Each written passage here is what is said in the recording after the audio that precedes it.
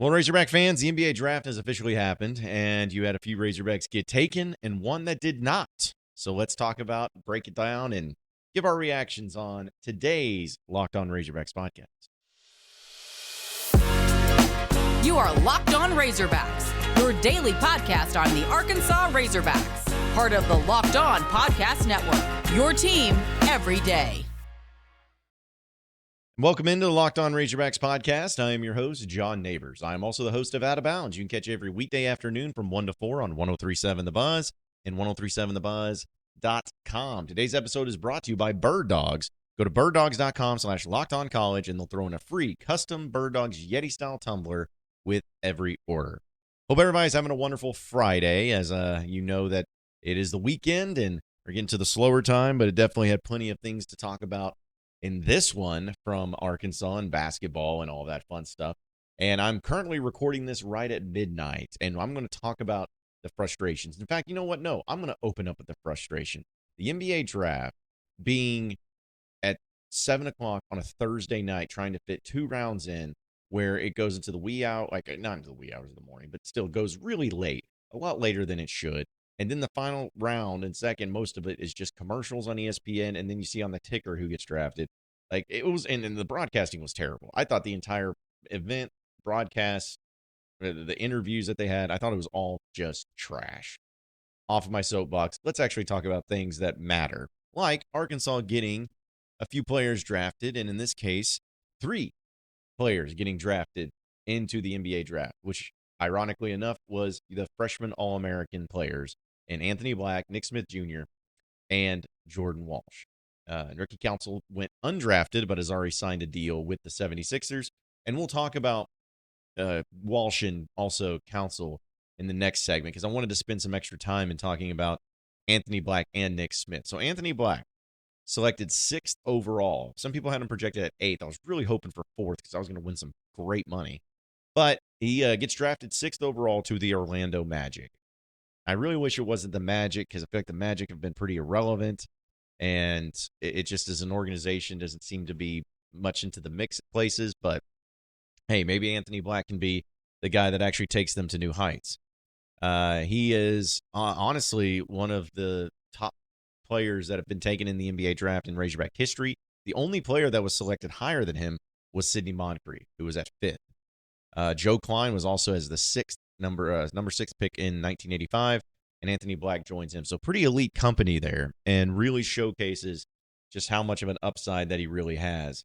He was there at the Barclays Center in Brooklyn, and Eric Musselman was there too in a suit, which was kind of crazy to be looking at too. But it was awesome. It was awesome to see how it all is going to come together for him. And they say that this comes from Anthony Black's mom on ESPN. She said that Orlando is getting a great human, a leader, a phenomenal basketball player, a winner, and someone who's going to make everyone around him better, and someone who can make a culture of the team great. They're getting the full package. So just a huge congratulations to Anthony Black, and a huge congratulations to his family. And I know that means a lot to him and means a lot to the family, and also just means a lot to Eric Musselman and to Arkansas and everything. And I'll say this, because I know that I'm not going to try to dive into the possibilities of like, oh, okay, well, let's see, let me break down how his game's going to fit. Because listen, I'm not an expert on the scouting. I know that I've read some places like they're worried about him not being able to shoot as well, but I'm like, you know what? The upside with him is incredible, because you can always get better at shooting. Not saying that he'll be elite, but you can always get better at shooting. But you can't always grow taller. You can't always have the mindset and the IQ that he has. You can't just always just naturally grow into that.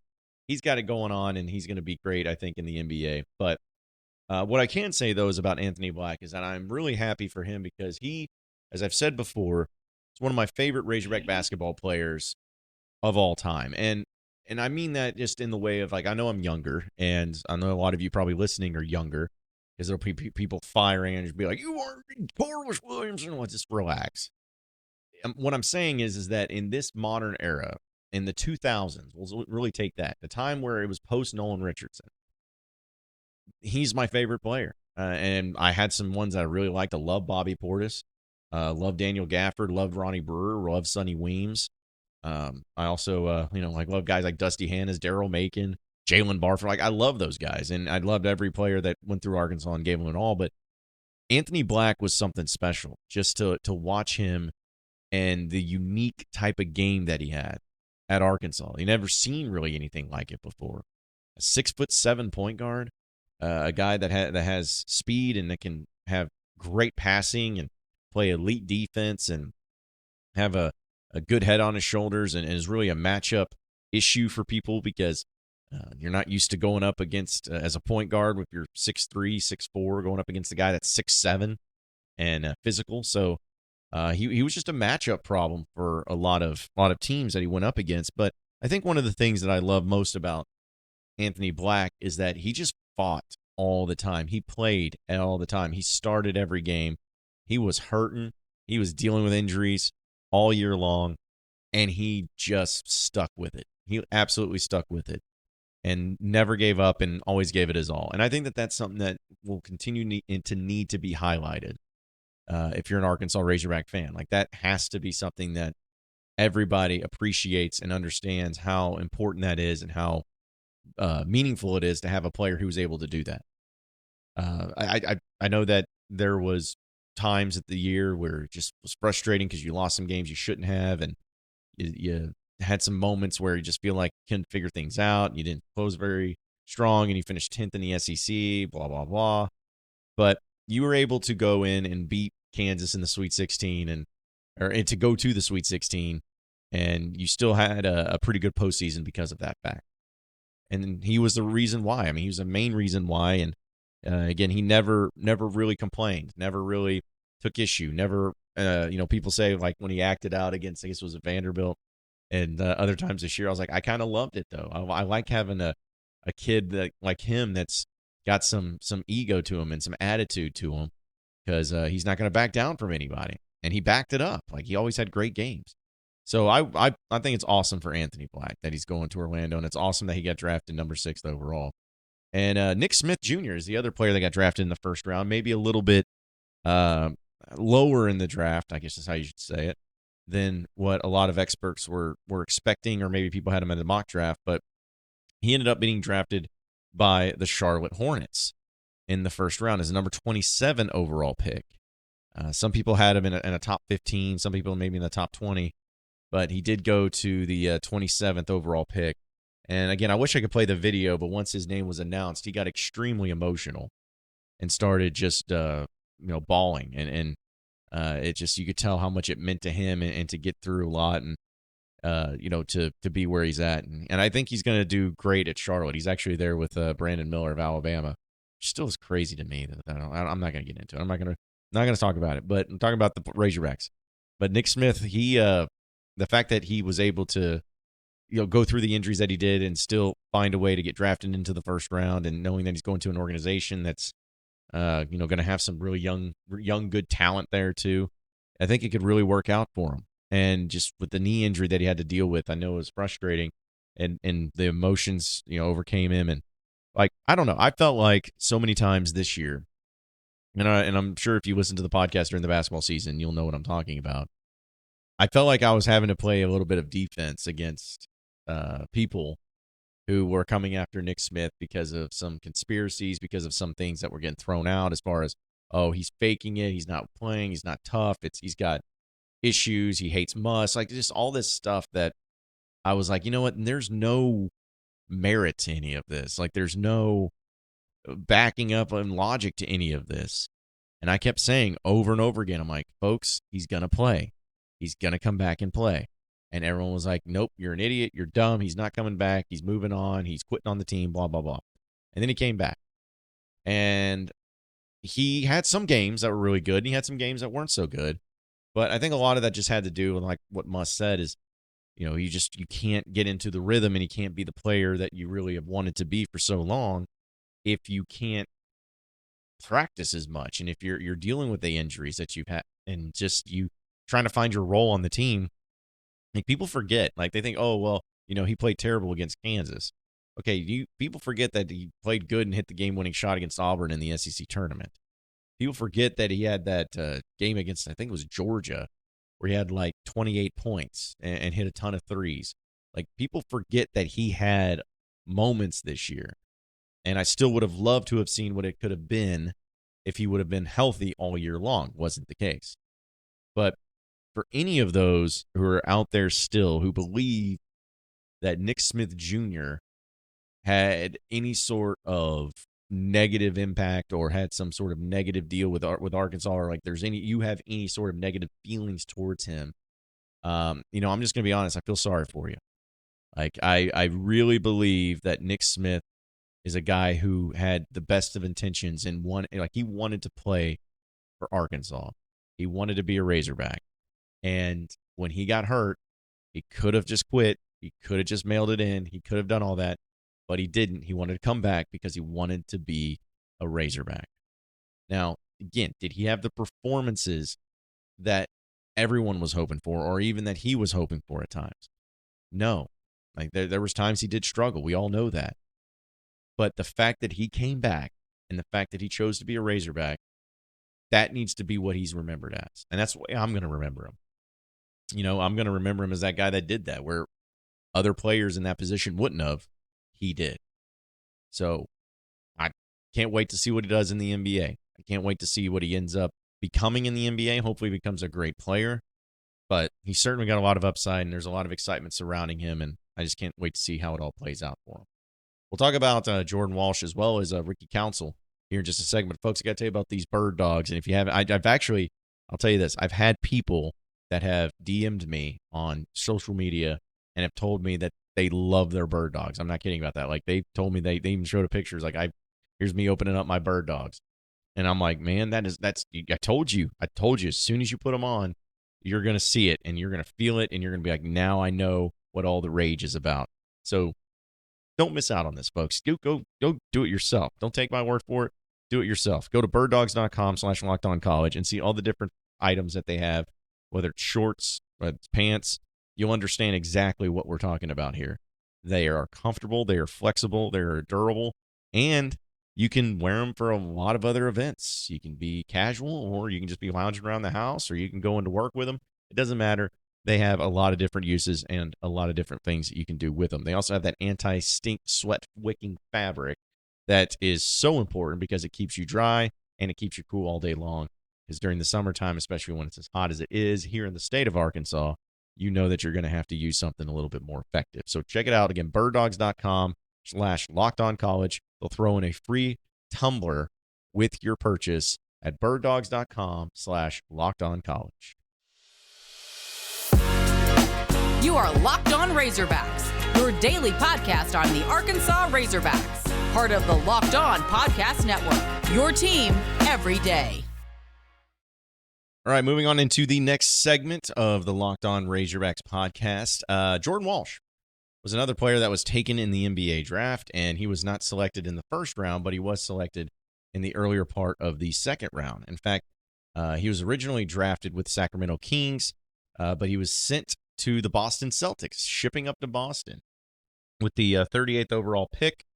And he is also, I know he's excited about that, and I've already seen the pictures of him with his hat on of being there with the Celtics green and everything. So pretty cool thing for him. He was the 42nd overall player, according to some rankings, and a lot of people have given him the comparison to Boris Diaw. You remember that guy. But that's the first time that Arkansas has had 3 draft picks in the same draft since Todd Day, Oliver Miller, Lee Mayberry, and Isaiah Morris back in 1992. So we know that he has been a really good player for Arkansas. And honestly, he came along late. And it's just the 5-star McDonald's All-American stuff that gets thrown around. There's some merit to it where there's expectations that come along with it. It's just the way it is. But sometimes it can be almost overshadowing of the type of player that they're meant to be or trying to develop into. And sometimes people just expect, okay, well, if you're a 5-star McDonald's All-American, you have to come in to college and immediately be a player that can average 15 and 8. And it's just not that way with a lot of players. And Jordan Walsh was not that type of player. He's a player that had athleticism, that had the wingspan, that had the defensive prowess, that had the physicality. and he just had to adjust. He had to learn how not to foul as much. He had to learn how to stick with the defense. He had to learn how to have some confidence in his shots too. And we talk about what we're going to remember everybody by. Jordan Walsh, I'm going to remember him by hitting that three against Kansas to give Arkansas their first lead of the game. And that really set them apart and got it going, and Kansas had to take a timeout. I mean, that was an awesome play and an awesome moment.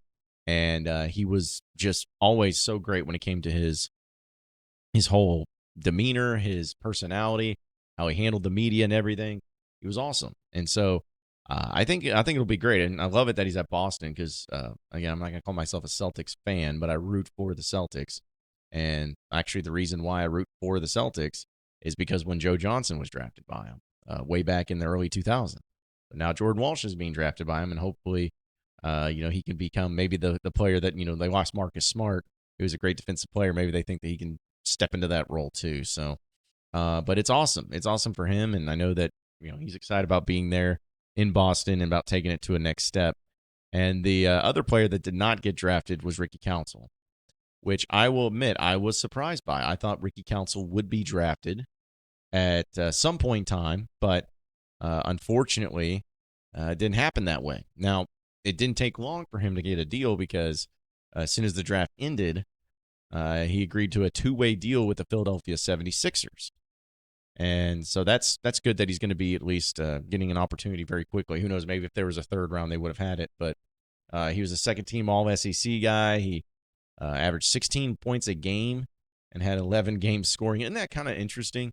Not to divert a little bit, but the 3 draft picks in the NBA draft this year were, like, none of them had a lot of, like, average of points, But Council was somebody, and Devo, like, all these guys were consistent. I know Devo's coming back, but it's like Council was very consistent, one of the better scorers when it came to the SEC in points, but he didn't get drafted. So, maybe everyone that talks about score, there's a little bit more to it when it comes to getting into the NBA. But he's got athleticism, man. And Ricky Council is another player that I'm going to remember for fondly. And his athleticism, his SportsCenter top 10 plays, seems like it happened quite often.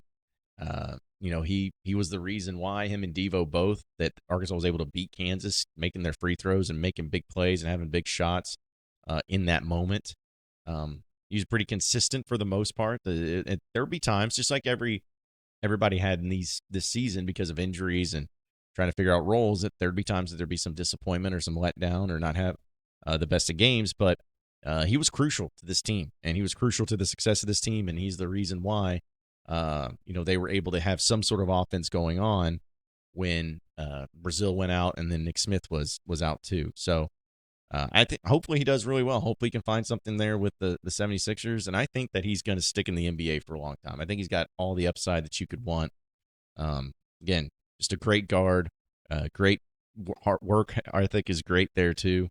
And, between all of these 4 players that are going to be hopefully in the NBA for a long time for Arkansas, Council, he's older, he's an older player, but I think that maybe makes him more of a guy who can make an immediate impact. Maybe he can find a spot somewhere, if it's not the 76ers, somewhere where he can actually play and actually continue to take on that. Maybe we can see him in a dunk contest or something. That'd be pretty cool too. But either way, wishing him nothing but the best on that.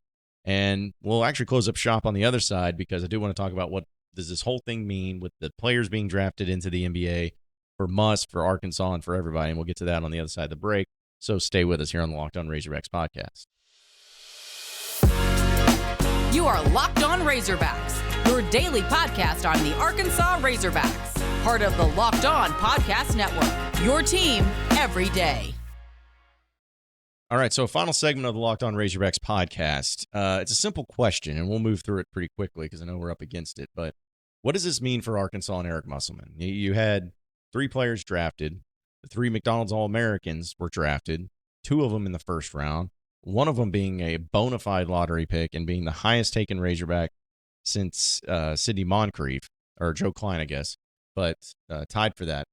And now you kind of just move forward. And you watch them from the afar and how they work out in the NBA and their careers and professionally. But what does something like this, what does a night like this actually mean for Razorback basketball and Eric Musselman? Well, I think that it means that not only do you have a program that is establishing itself as not only a program that wins games and does a lot of good things in postseason play, but it's also really showing just how good Eric Musselman is at putting guys in position to go to that next level and go to the NBA. I think that we've seen now, as you see my little counter over there, 6 players under Eric Musselman that have been drafted in the NBA, and that's in 4 years. He had one in his first year with Isaiah Joe, then he had Moses Moody the next year, then he had Jalen Williams the next year, and then he had 3 this year. That's 6 players. And I started thinking about it like, well, how far would I have to get pre-Muss before I got to the 6th player drafted? And I was like, Daniel Gafford, Bobby Portis. You go back, like Ronnie Brewer. I don't think Sonny Weems was drafted. Maybe he was. Even if he was, like, for that, Joe Johnson.